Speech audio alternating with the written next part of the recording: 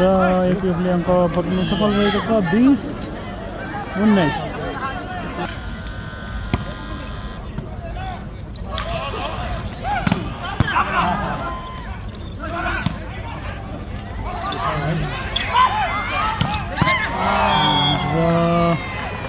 फेरि गण्डकीले एक अङ्क बटुल्न सकेको छ। दुईटैको विविस होइन ब्याङ्क त बन्द भइसक्यो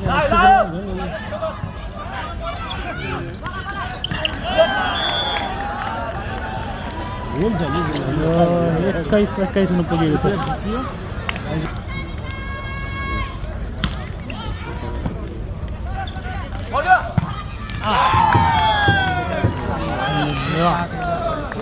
एपिएफले अङ्क जोड्न सफल भएको छ।